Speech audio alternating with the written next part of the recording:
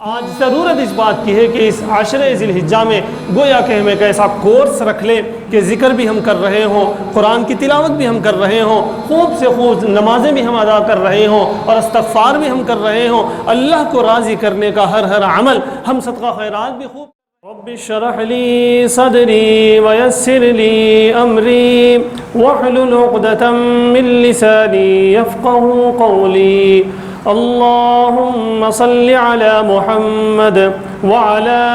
آل محمد كما صليت على إبراهيم وعلى آل إبراهيم إنك حميد مجيد. اللهم بارك على محمد وعلى آل محمد كما باركت على إبراهيم وعلى آل إبراهيم إنك حميد مجيد. محترم بزرگوں اور ملت کے نوجوانوں، آج کے خطاب میں انشاءاللہ عید قربان سے متعلق کچھ احکامات، کچھ مسائل اور کچھ فضائل جاننے کی کوشش کریں گے. سب سے پہلے میں یہ بتاتا چلوں کہ یہ جو دین اسلام ہے، یہ دین اسلام جیسا کہ میں ہمیشہ کہا کرتا ہوں، یہ ایونٹس والا دین اسلام نہیں ہے، یہ فارملٹیز پورے کرنے والا دین اسلام نہیں ہے، بلکہ اس دین محمدی میں، اس شریعت میں ہر کام، ہر لمحہ اپنے آپ میں ایک عبادت ہے. انسان کی ہر ایکٹیویٹی اپنے اندر ایک عبادت ہے. اسی لیے اللہ رب العزت نے قرآن کریم میں ارشاد فرمایا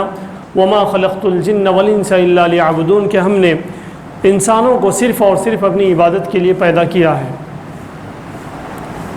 جب اللہ رب العزت نے یہ بات ارشاد فرمائی تو اس کا مطلب یہ ہوا کہ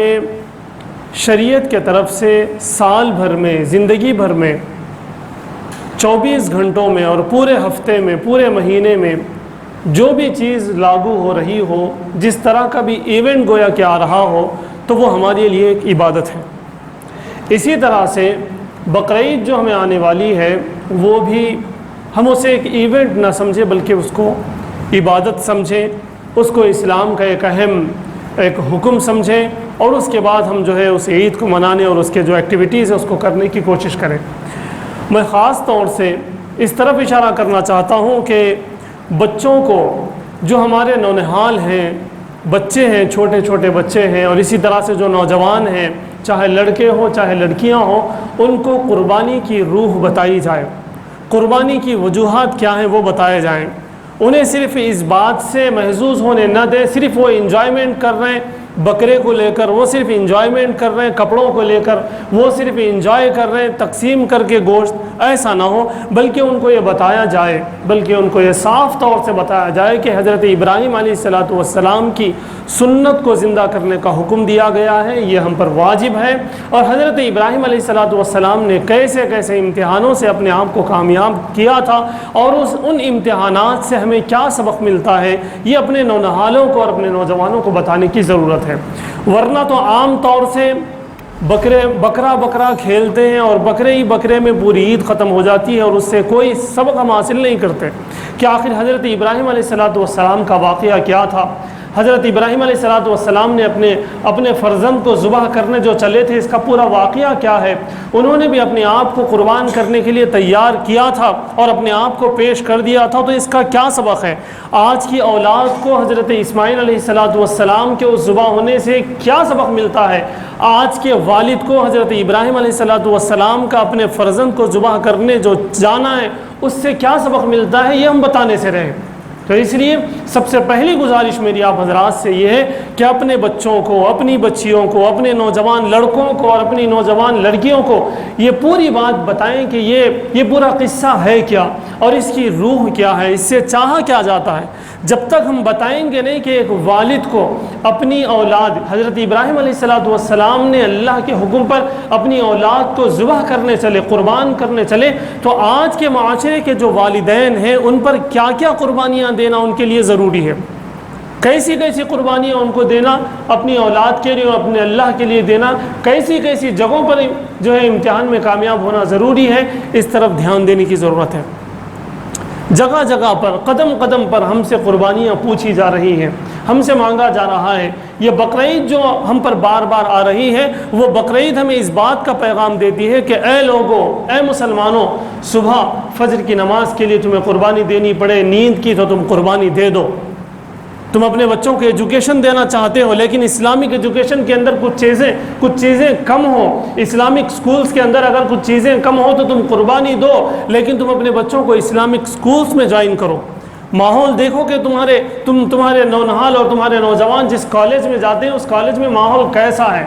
اس کے بعد انہیں ایڈمیشن دلاؤ۔ اگر تمہیں ضرورت پڑتی ہے کچھ چیزوں کی قربانی دینے کے ان کے ایجوکیشن کے لیے تو اسلام کے لیے تم قربانی دو۔ حضرت ابراہیم علیہ السلام نے اپنی اولاد کو ذبح کرنے چلے، کیا ہم اپنی اولاد کے ساتھ چھوٹی موٹی قربانی دینے کے لیے تیار نہیں ہیں؟ اس لیے میرے دوستو، اس عید سے ہمیں یہ پیغام ملتا ہے، اس قربانی سے ہمیں یہ پیغام ملتا ہے کہ ہم ایک ایک قدم پر قربانی دینے کی اپنے اندر جو ہے جرأت رکھیں، اپنے اندر جو ہے یہ کیپیسٹی رکھیں کہ ہم قربانیاں دیتے جائیں اور اللہ کو راضی کرتے جائیں۔ اور اس کے بعد جو اہم بات مجھے آپ حضرات کے سامنے ذکر کرنی ہے وہ یہ کہ آج سے جو عشرہ ذی الحجہ جو شروع ہوا ہے یہ بڑی اہمیت کا حامل ہے، بڑی فضیلتوں کا حامل ہے۔ اللہ کے رسول صلی اللہ علیہ وسلم نے اس عشرے کے بارے میں اور خود اللہ رب العزت نے اس عشرے کے بارے میں، ان 10 دنوں کے بارے میں اللہ رب العزت نے قسم کھائی ہے، والفجر ولیال عشر۔ بہت سارے مفسرین نے، بلکہ میں یوں کہوں کہ سارے ہی مفسرین نے، کسی کو چھوڑ کر سارے ہی مفسرین نے ان آیتوں کی مراد جو ہے انہی ذی الحجہ کے 10 دنوں کو لیے ہیں اور کہا کہ اللہ رب العزت نے قسم کھائی ہے۔ جب اللہ رب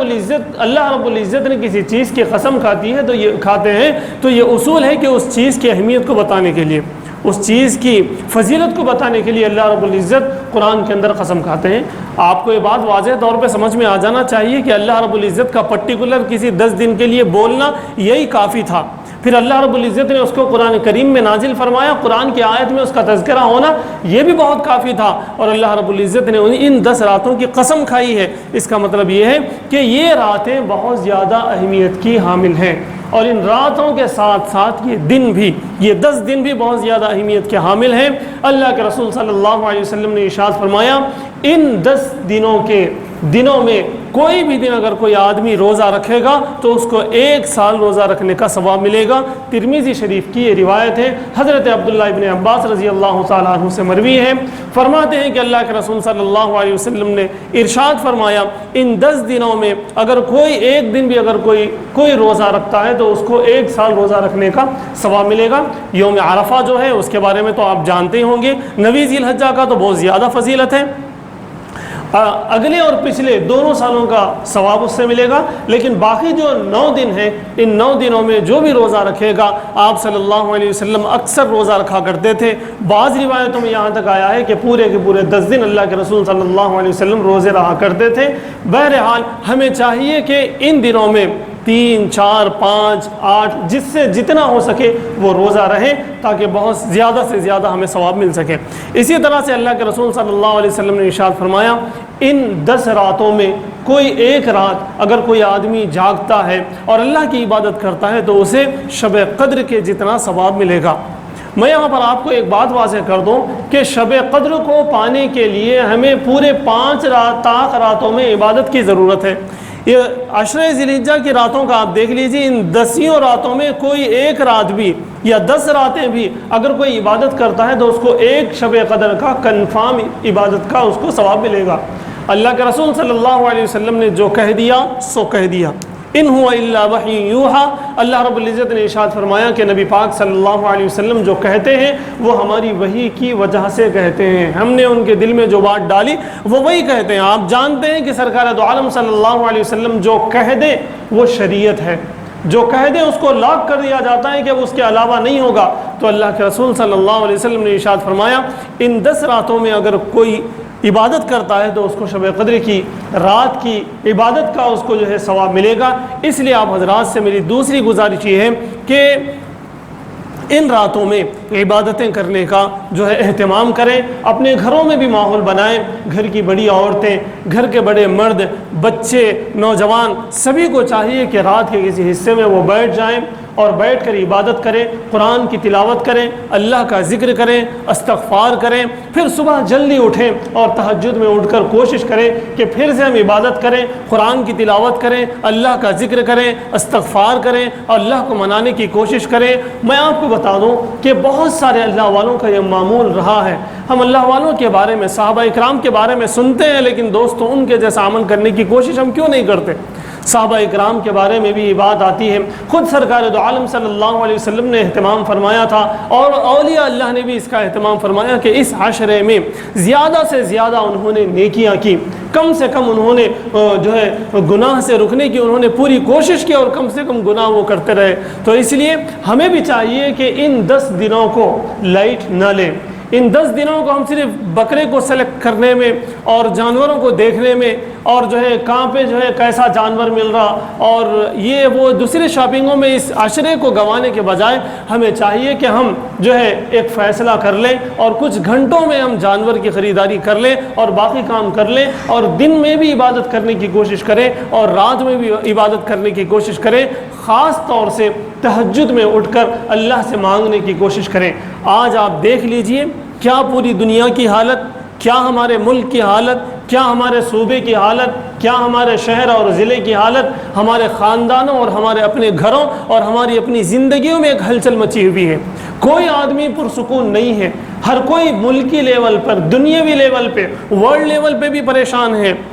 ملکی لیول پہ بھی پریشان ہے، اسٹیٹ لیول پہ بھی پریشان ہے، ضلع کے اندر بھی پریشان ہے، اپنے گاؤں اور شہر میں بھی لوگ پریشان ہیں، اپنے خاندان اور اپنی بستیوں میں بھی لوگ پریشان ہیں۔ ہر آدمی اپنے آپ میں بے چین ہے، پریشان ہے۔ ان پریشانیوں کو دور کرنے کے لیے اللہ رب العزت بار بار ایسے ایام لاتے ہیں۔ اللہ کے رسول صلی اللہ علیہ وسلم نے ارشاد فرمایا اللہ رب العزت کو رمضان کے بعد سب سے افضل، سب سے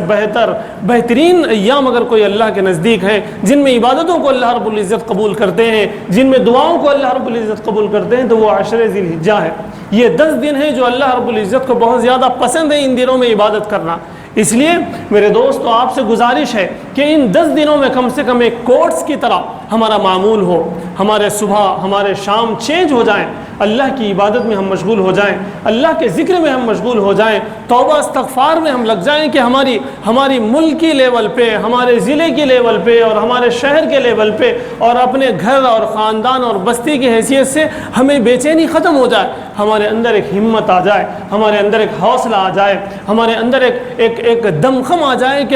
ہم جو ہے اپنے آپ کو سنبھال سکیں، اپنے خاندان کو سنبھال سکیں، اپنی فیملی کو سنبھال سکیں۔ آج سب پریشان ہیں۔ پریشانی کی ایک وجہ جو بڑے بڑے علماء بتاتے ہیں، اگر ہم اپنے ضمیر سے بھی پوچھ لیں تو ہمارا ضمیر بھی اس کی گواہی دے گا کہ ہم نے اللہ سے، رسول اللہ سے، مسجد سے، علماء سے ہم نے رشتہ اور ناطہ توڑ دیا ہے، جس کی وجہ سے اللہ رب العزت نے ہمارے دلوں میں بے چینی برپا کر دی۔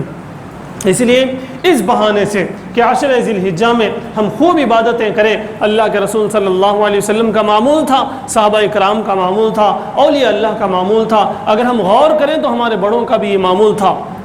اس پر ہم غور کریں، غور کر کے ہم چھٹی لگا دیں۔ ہم امپلائی ہیں تو ہم 3-4 دن یا پھر 8 دن 10 دن کی ہم چھٹی لگا دیں اور اللہ کی عبادت میں مشغول ہو جائیں۔ اگر ہمارا کاروبار ہے تو کاروبار کا ٹائم شارٹ ہم کر دیں اور ہم اللہ کو راضی کرنے، رسول صلی اللہ علیہ وسلم کی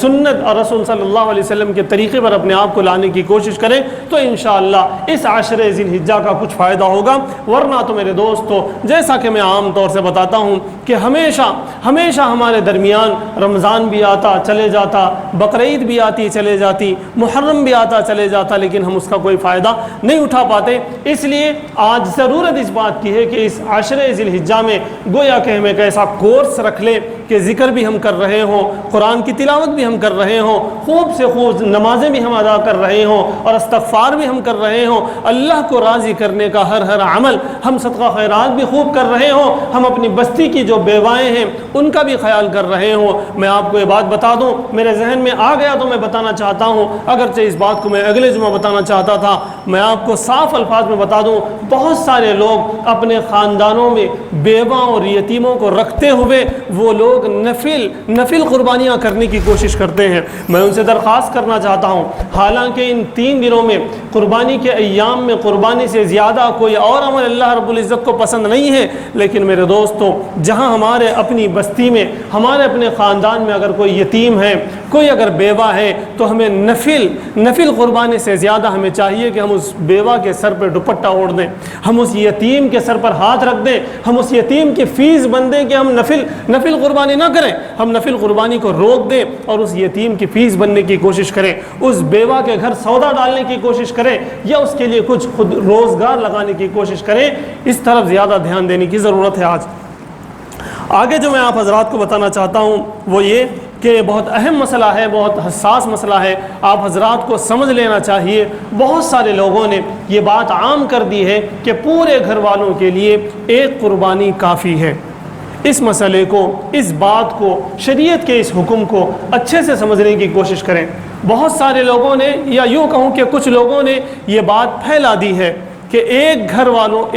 ایک جانور پورے گھر والوں کے لیے کافی ہے۔ سراسر میرے دوستو، حدیث مبارکہ کو سمجھنے میں ذرا سی یہاں پر چوک ہو گئی ہے۔ میں ان پہ الزام نہیں لگاتا، بلکہ میں بس اتنا کہوں کہ ذرا سی چوک ہو گئی ہے۔ حدیث مبارکہ یہ ہے کہ اللہ کے رسول صلی اللہ علیہ وسلم نے اپنے لیے ایک قربانی فرمائی اور اپنے گھر والوں کے لیے، پوروں کے لیے ایک قربانی فرمائی۔ تو یہاں پر مسئلہ اصل میں یہ ہے کہ آپ جانتے ہیں، پہلے آپ پس منظر دیکھ لیجئے، آپ یہ جان لیجئے کہ نبی پاک صلی اللہ علیہ وسلم کے پاس کتنا مال ہوا کرتا تھا، اور آپ صلی اللہ علیہ وسلم کے جو ازواج مطہرات تھے ان کے پاس کتنا مال ہوا کرتا تھا۔ آپ جانتے ہیں کہ ان کے گھروں میں تو فاقے تھے، ان کے گھر میں تو صبح کھانا بنتا تھا تو پھر شام میں بنتا نہیں معلوم تھا، آج کھانا بن گیا تو پھر کل کھانے کے لیے ہے ہمارے پاس نہیں ہے، ان کو معلوم نہیں تھا۔ اتنی غربت ان کے پاس تھی، تو اس کا مطلب یہ ہوا کہ ان پر واجب نہیں تھی۔ ایسے ہی صحابہ کرام جو تھے، حضرت ابوبکر صدیق، حضرت عمر رضی اللہ تعالیٰ عنہما، اور حضرت علی اور حضرت عثمان رضی اللہ تعالیٰ عنہما، ان لوگوں کے پاس بھی ایک دور ایسا تھا کہ ان کے پاس بھی کچھ بھی نہیں تھا۔ کیا آپ نہیں جانتے حضرت ابوبکر صدیق رضی اللہ تعالیٰ عنہ نے اپنی جو تنخواہ تھی اس تنخواہ کو کٹواتے رہے، اپنی تنخواہ کو۔ ان کی اہلیہ نے ایک مرتبہ میٹھا بنا دیا تھا، تو انہوں نے کہا کہ بھئی میٹھا کہاں سے بنائیں؟ ان کی اہلیہ نے بتایا کہ آپ ہمارے جو خرچے کو روزانہ پیسے ملتے بیت المال سے، اس سے میں تھوڑے تھوڑے جمع کرتی رہی اور ایک دن میں میٹھا بنائی۔ حضرت ابوبکر صدیق رضی اللہ تعالیٰ عنہ نے آرڈر دے دیا کہ جتنے پیسے انہوں جمع کر رہے تھے نا، اتنے پیسے کم کر دیے جائیں بیت المال سے، تنخواہ میں۔ تو میں بتانا یہ چاہتا ہوں کہ ان کے پاس غربت تھی۔ حضرت عمر رضی اللہ تعالیٰ عنہ کے بارے میں آپ کو جاننا چاہیے۔ ایک مرتبہ وہ ممبر پہ دیر سے تشریف لائے، تو لوگوں نے پوچھا کہ آپ دیر سے کیوں آئے، ہم کو انتظار کرنا پڑا۔ تو حضرت عمر نے کیا فرمایا کہ میرے پاس ایک ہی جوڑا ہے، یہ دھوکے میں ڈالا تھا، یہ سکنے کا میں انتظار کر رہا تھا۔ تو آپ بتائیے ان کے پاس کہاں مال تھا۔ اس لیے ان لوگوں نے اپنے تمام گھر والوں کے ثواب کی نیت سے، ایک چیز ہوتی ہے ثواب کی نیت، ایک ہوتا واجب ہونا۔ زکوٰۃ، اس کا قربانی کا واجب ہونا ایک الگ چیز ہے، اور قربانی کے ثواب میں کسی کو شامل کرنا یہ الگ چیز ہے۔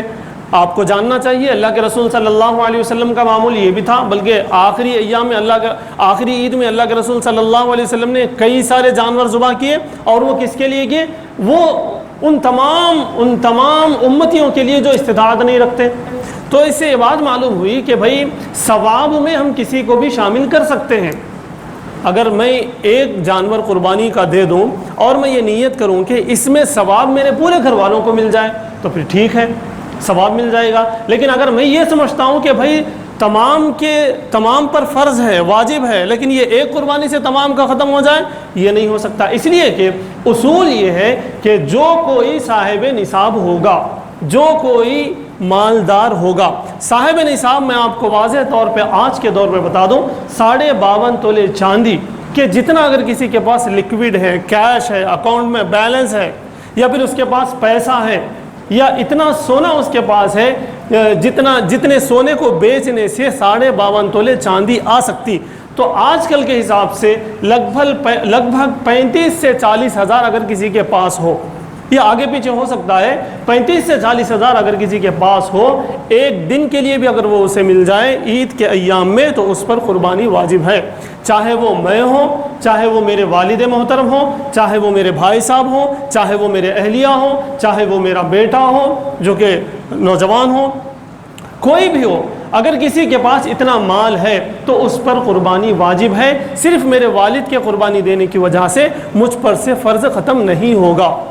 آئی بات سمجھ میں؟ بات اتنی سمجھنا ہے کہ فرضیت ادا ہونا ایک الگ ہے، وجوب ادا ہونا ایک الگ ہے، ثواب میں سب کو داخل کرنا ایک الگ بات ہے۔ مجھ پر قربانی واجب ہے، میں نے ایک جانور اس کے لیے ذبح کر دیا، میں نے قربانی دے دی، اور پورے گھر والوں کے لیے ثواب کی نیت سے میں نے اگر ایک جانور ذبح کیا تو اس میں کوئی حرج نہیں ہے۔ لیکن اگر میرے بھائی پر بھی واجب ہے تو اس کو چاہیے کہ وہ بھی ذبح کرے، یا اس کی نیت سے میں بھی ذبح کروں۔ اگر میرے والد محترم پر بھی واجب ہے تو انہیں بھی چاہیے کہ وہ بھی ایک جانور ذبح کرے۔ تو اس بات کو واضح طور سے سمجھنے کی ضرورت ہے۔ اگر آپ حضرات کو کچھ اور بھی ڈاؤٹس ہے تو میں نماز کے بعد یہاں رہوں گا، انشاءاللہ آپ مجھ سے پوچھ سکتے ہیں۔ بہرحال اور بہت سارے ایسے مسائل ہیں جو قربانی کے مسائل ہیں، جن قربانی کے مسائل کو جاننے کی ضرورت ہے۔ ایک طرف اشارہ کرتے ہوئے میں اپنی بات کو ختم کرنا چاہوں گا۔ دیکھیے، ہمارے کسی بھی عمل سے اسلام ایک پاک مذہب ہے، صاف ستھرا مذہب ہے۔ اس مذہب کو، اس اسلام کو اور اس کلچر کو خراب کرنے کی ہمیشہ کوشش کی گئی ہے، آج بھی کی جا رہی ہے اور رہتی دنیا تک کی جاتی رہے گی یہ کوشش۔ لیکن میرے دوستو، ہماری ضرورت ہے اور ہم پر فرض ہے کہ ہم ہر ایکٹیویٹی کو، اسلام کے ہر ایکٹیویٹی کو ہم ایسا پریزنٹ کریں جس سے لوگوں کو نفرت نہ ہو، بلکہ لوگوں کو اس سے محبت ہو، لوگوں کو یہ بات پتہ چلے کہ بھئی مسلمان تو ایسے ہوا کرتے ہیں، اسلام کا طریقہ تو ایسا ہے، ایسا ویسا نہ کہیں بلکہ اس کو جو ہے لائک ملے، ایسے ہمیں کام کرنے کی ضرورت ہے۔ تو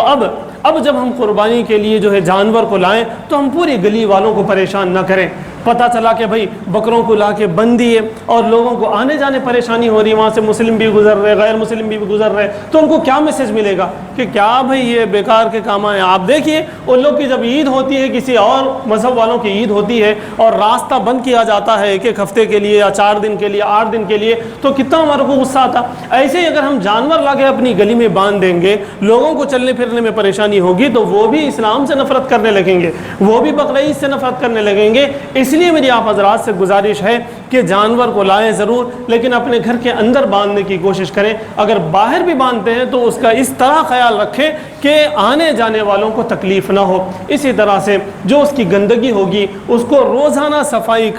کا ہم خیال کریں۔ پتہ چلا کہ بھئی پڑوس میں جو ہے غیر مسلم ہیں، ان کو اس کے بیٹ سے اور اس کے جو ہے فضلے سے، اس کے جو ہے سسو کرنے سے اور موشن کرنے سے پریشانی ہو رہی، تو یہ غلط میسج پہنچتا۔ اس لیے ضرورت اس بات کی ہے کہ ہم ضرور شوق سے بکرا لائیں، شوق سے جانور لائیں، اپنے پاس رکھیں، گھر میں بھی رکھیں، باہر بھی باندھنا ہے باندھیں، لیکن اس بات کا خیال رکھیں کہ اس ہمارے عمل سے کسی اور کو تکلیف نہ ہو، اسی طرح سے جانور کو بھی تکلیف نہ ہو۔ پتہ چلا اس کو چارہ بھی نہیں دے رہے، پتہ چلا اس کو پانی بھی نہیں دے رہے، اس کو کیسا بولے ویسا ڈھکل دے رہے۔ جانور کا ہمیں احترام کرنے کی ضرورت ہے۔ ویسے بھی ہر جانور کا احترام ضروری ہے، قربانی کے جانوروں کا احترام بہت زیادہ ضروری ہے۔ چھوٹے چھوٹے بچے یہاں پر موجود ہیں، ان سے گزارش ہے کہ آپ لوگ اس کے گھاس کا، اس کے پانی کا، اس کے صفائی کا، اس کے گلے میں کہیں پھنس تو نہیں جا رہی رسی، پیر میں کہیں پھنس تو نہیں گئی رسی، ان تمام چیزوں کا ہمارے بچوں کو چاہیے کہ لحاظ رکھیں اور بکرے سے محبت کرنے کی کوشش کریں اور پھر اس کے بعد ذبح کریں۔ انشاءاللہ ہمیں جو ثواب ملنا ہے اللہ رب العزت ہمیں انشاءاللہ وہ ثواب عطا کریں گے۔ اللہ تعالیٰ سے دعا ہے کہ اللہ تعالیٰ ہمیں ان تمام چیزوں کا خیال رکھنے اور دین محمدی صلی اللہ علیہ وسلم پر عمل کرنے کی توفیق عطا فرمائے۔ وآخر دعوانا ان الحمد للہ رب العالمین۔ سنت ادا کریں۔